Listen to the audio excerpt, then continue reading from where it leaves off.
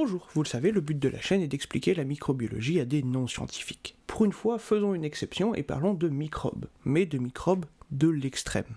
Get in.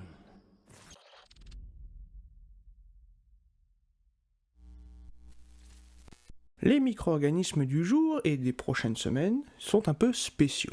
En effet, non seulement ils vivent dans des conditions qui vous tueraient instantanément, mais en plus, on s'en sert pour faire de l'exobiologie, la recherche de vie extraterrestre. Quand on parle d'un environnement, on parle d'un ensemble de facteurs physiques, chimiques et biologiques agissant sur un organisme vivant. Un truc à savoir, c'est que si n'importe quel habitat permettant la vie d'un organisme complexe est aussi peuplé de micro-organismes, de nombreux habitats aux caractéristiques physico-chimiques extrêmes ne sont peuplés que de micro-organismes. En gros, quand on a des gros organismes, des chats, des chiens, des êtres humains, on a aussi des microbes. Mais il y a des endroits où on n'a que des microbes. Comme quoi les microbes sont partout. La croissance des micro-organismes dans la nature dépend des ressources disponibles, comme les nutriments et l'énergie, ainsi que des conditions physico-chimiques. Les différences en quantité et qualité de ces ressources, les conditions physico-chimiques d'un habitat, telles que l'acidité, la température, la pression, définissent une niche écologique pour chaque micro-organisme. Et autant une forêt ou un corps humain, c'est assez facile à s'imaginer en tant que niche écologique. Vous vous êtes probablement déjà baladé en forêt. Pour les Parisiens qui nous regardent, les forêts, c'est comme une ville, mais à la place de gros immeubles tout moches, ce sont des arbres. De la même manière, un corps humain, c'est assez facile de s'imaginer que vous grouillez de microbes. Il y a des microbes partout. Cependant, je comprends que ce soit un peu plus difficile de s'imaginer des microbes peuplant des lacs d'acide ou la fosse des Mariannes, les fonds marins. Et pourtant, ces microbes sont nos microbes du jour. Et des prochains mois, parce qu'on va en parler beaucoup.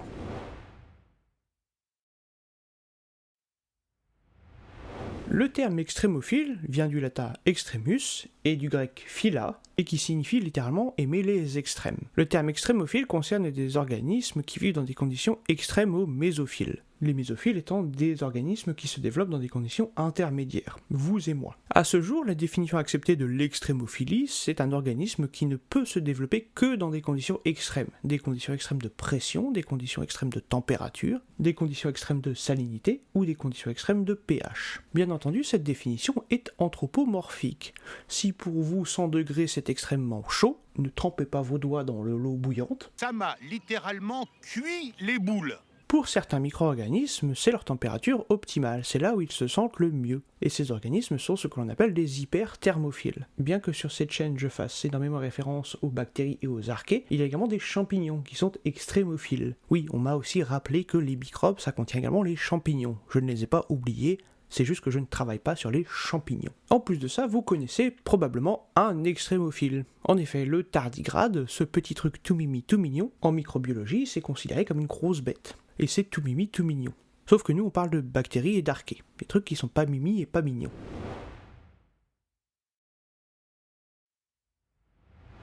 Je fais jamais ça, mais pour l'occasion, on va faire une petite entorse au règlement. On va parler brièvement de comment on fait pour isoler ces petites bébêtes. Brièvement. Vous ne serez pas un maître de l'isolement de microbes après cette vidéo. Ce qui ne vous empêche pas de commenter, liker, partager, de vous abonner. Comme ça fait monter la vidéo dans l'algorithme.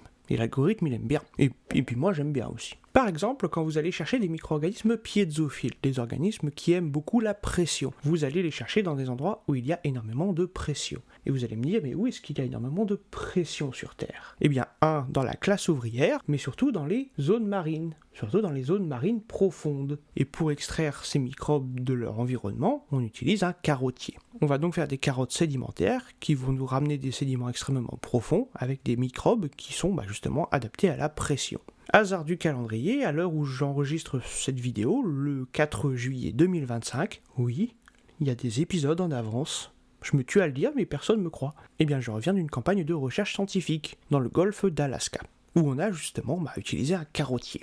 Et oui, il y aura également une vidéo là-dessus. Encore une fois, abonnez-vous pour ne pas la rater. Et aussi pour ne pas manquer le meilleur vlog de votre vie. Une fois qu'on a ramené nos échantillons au laboratoire, on les passe au crible via le microscope optique et électronique. En gros, on regarde s'il y a des petites bébêtes dedans. Suite à une série de dilutions, on va essayer d'isoler un ou deux microbes un peu spéciaux, jusqu'à avoir une solution pure d'un microbe donné. On va faire différentes expériences pour voir quel médium de culture ils grossissent le mieux, à quelle pression ils se développent le mieux, bref, pour isoler un piézophile, un organisme qui aime la pression, on a énormément de travail à faire. Non seulement on a une sélection de milieux de culture, mais on a également une sélection de pression. Après ça, pour s'assurer que notre microbe est tout nouveau tout beau, on va utiliser son 16S. Le gène 16S, si vous n'avez pas regardé les épisodes, c'est l'équivalent pour un microbe de l'empreinte digitale. C'est unique en fonction de chaque espèce. Et enfin, après tout ce travail, on va pouvoir être capable justement d'isoler un microbe, de savoir ce qu'il préfère manger, comment il vit, ses réactions chimiques, la pression à laquelle il grossit, un peu tout et beaucoup de n'importe quoi. Et ça peut prendre des années. Et un jour, on verra justement les cas les plus extrêmes de microbes qui ont mis extrêmement de temps à être isolés.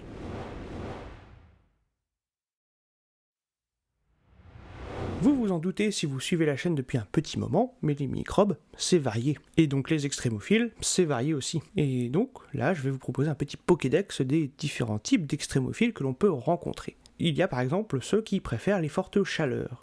On les appelle des thermophiles, des micro-organismes qui se développent beaucoup mieux entre 60 et 80 degrés. Quand je dis beaucoup mieux, ça veut dire qu'ils ont besoin de température entre 60 et 80 degrés. C'est important pour eux, sinon ils meurent de froid. Au-dessus de ça, on a les hyperthermophiles, des micro-organismes qui se développent obligatoirement à plus de 80 degrés. Pour le bien de cette vidéo et pour les autres, quand je parlerai de thermophiles, je ferai un gros package avec les thermophiles normaux et les hyperthermophiles. On n'a pas besoin de compliquer déjà les choses. Ça va déjà être assez compliqué. Enfin pas trop parce que c'est quand même de la vulgarisation. De l'autre côté du thermomètre, on a les psychrophiles, des micro-organismes qui se développent dans des températures très froides, en dessous de 15 degrés. On a par exemple des microbes qui se développent dans les glaciers, et c'est froid un glacier. Mais outre la température, on a également la pression, les fameux piézophiles. Eux, ce sont des micro-organismes qui ne se développent qu'à très forte pression, des pressions qui vous écraseraient. Demandez à l'équipage du Titan. Ah bah non.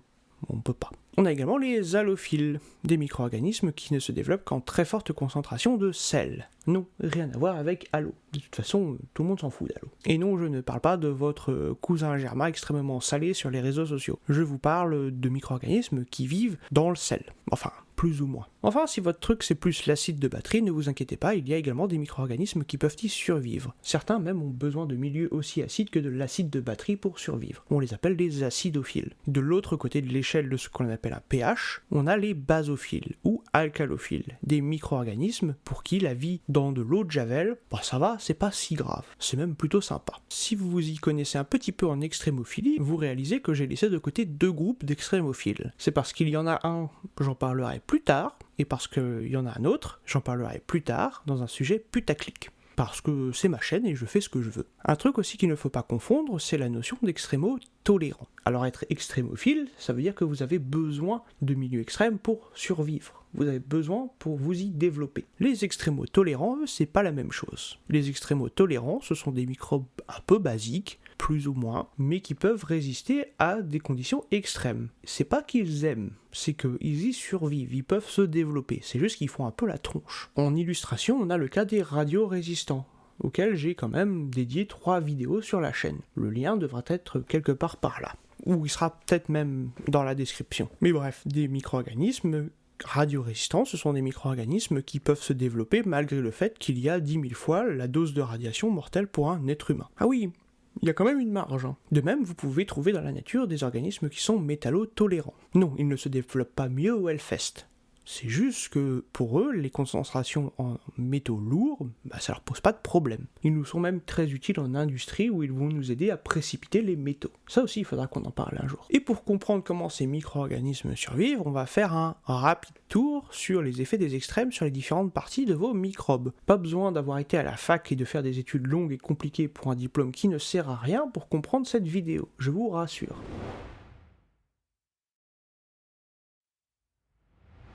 Sur la membrane d'abord. Et oui, vous le savez, mais les bactéries ont une membrane. Et si vous ne le savez pas, c'est pas grave, j'ai toute une série de vidéos sur les différentes parties des microbes. Le son est dégueu, mais apparemment les gens aiment bien, donc ça devrait pas être trop mal. La membrane, c'est important pour un microbe, ça lui permet de conserver son intégrité, et sur cette membrane, il y a également tout un tas de petits détecteurs qui lui permettent de sentir son environnement. Oui, je le rappelle, mais les microbes n'ont pas d'yeux ni d'oreilles.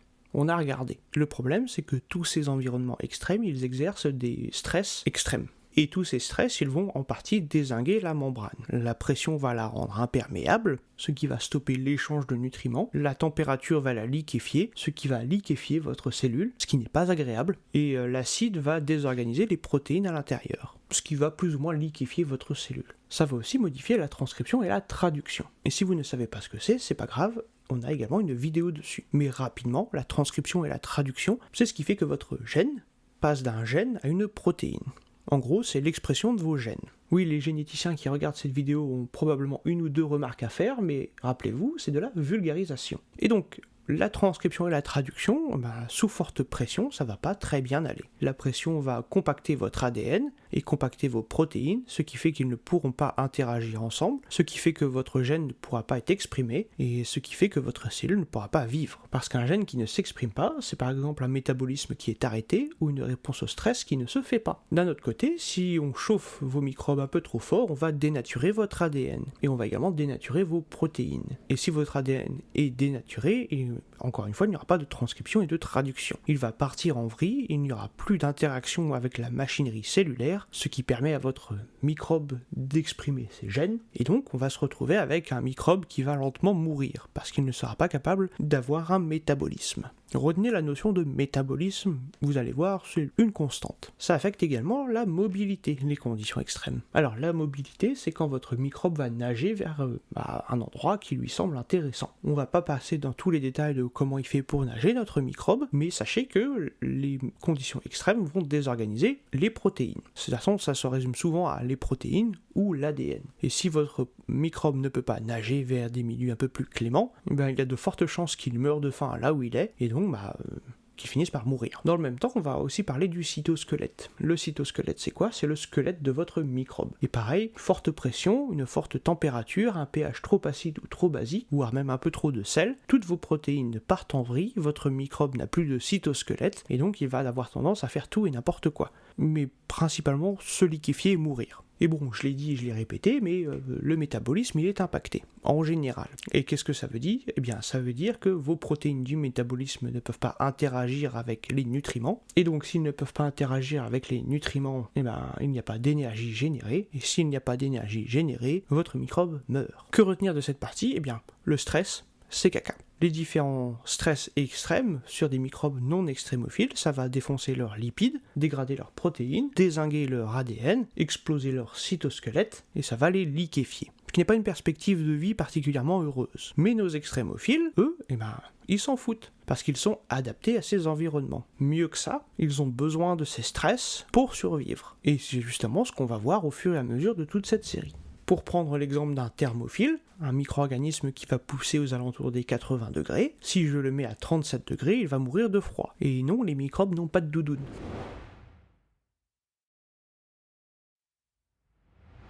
Alors vous allez me dire, c'est quoi l'intérêt d'explorer ces microbes? Eh bien d'abord en industrie, parce que quand il y a une découverte scientifique, il y a toujours une utilité à ça, sur plus ou moins le long terme. Et il y a toujours quelqu'un qui aimerait bien se faire un petit peu d'argent avec, sur le plus court terme possible. Par exemple, le lavage à froid. Eh bien la lessive de lavage à froid, c'est une lessive qui utilise des enzymes qui fonctionnent à froid. Et vous savez où est-ce qu'on trouve des enzymes qui fonctionnent à froid? Chez les micro-organismes qui fonctionnent très bien dans le froid. Les psychrophiles, les espèces de Xanthomonas, Leuconostoc, Alcaligenes et Pseudomonas, oui j'ai eu besoin de lire le 4e, sont des espèces de microbes qui produisent de la gomme, du xanthame, du dextrame, du guélan et du curland. J'ai aucune idée de comment prononcer les deux derniers, n'hésitez pas à me reprendre dans les commentaires. Ce sont des molécules qui sont utilisées dans l'industrie agroalimentaire, notamment dans l'industrie laitière. Et oui, parce que ces micro-organismes produisent des EPS. Et peut-être que vous savez ce que sont les EPS, parce que vous avez vu les épisodes sur les biofilms. Mais si c'est pas le cas, vous pouvez les regarder après la vidéo. Ces EPS, ces exopolysaccharides,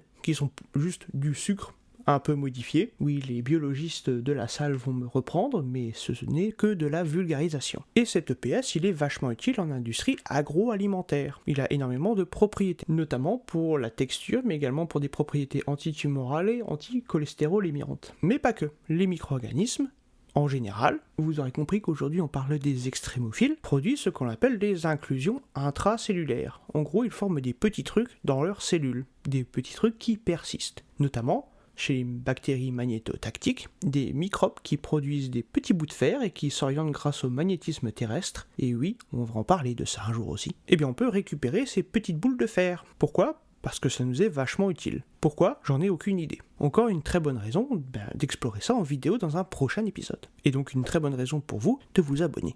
Et donc ces petites inclusions de fer, que l'on appelle des magnétosomes, parce qu'ils proviennent de magnétobactéries, ils nous sont très utiles en nanotechnologie.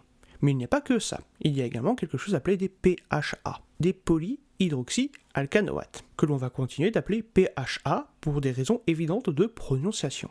Les PHA sont des molécules en cours de recherche pour un remplacement au plastique. Ça ferait un équivalent de bioplastique. Ce qui est plutôt pas mal parce que je ne sais pas si vous suivez l'actualité, mais parmi toutes les horreurs qui nous suivent tous les jours, on a une légère pollution au plastique. Bref, ces PHA, ce sont de bons équivalents à notre pétrochimie classique, en moins polluants. Par exemple, ils ont des propriétés de barrière au gaz comme le PVC. PVC qui n'est pas du tout un bioplastique. Par conséquent, ce serait vachement bien si ces PHA pourraient faire remplacement au plastique, parce que ça éviterait le petit problème de suremballage qu'on aurait, ou plutôt de pollution due au suremballage. Une autre solution serait juste de ne pas suremballer.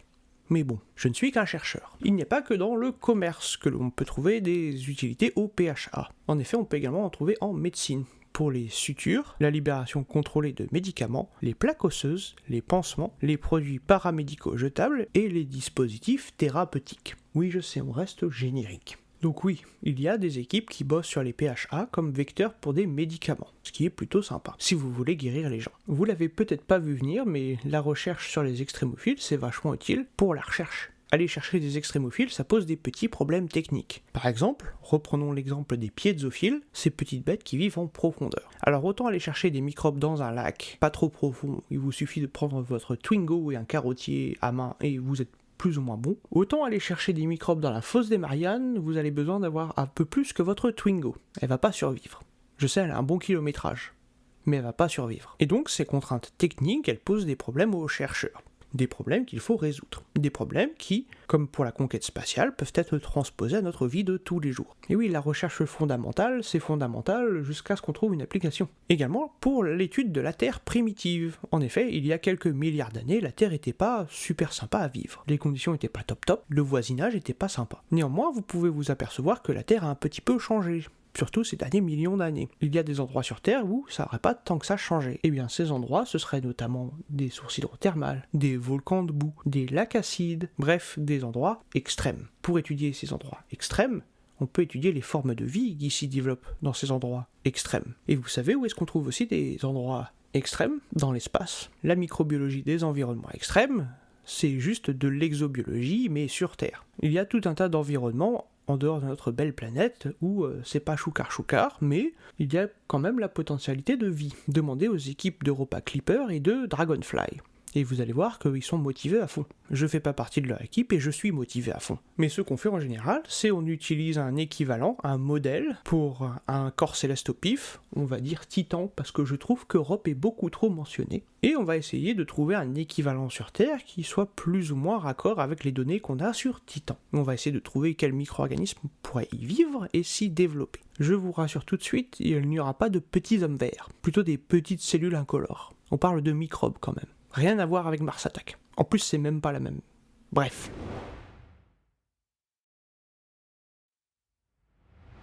Bref, on a fait le tour de l'intro sur les extrémophiles.